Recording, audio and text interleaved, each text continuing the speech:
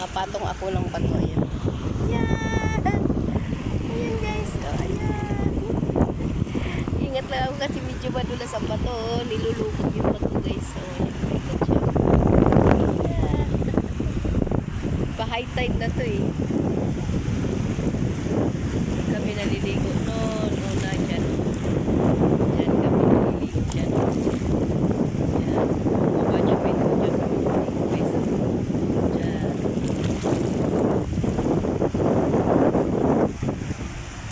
Jesus, nagtampisaw talaga yung mga bata. Ayan o. Umiyak kasi gusto magpaano dito sa dagat. Ayan, inatid ko na lang o.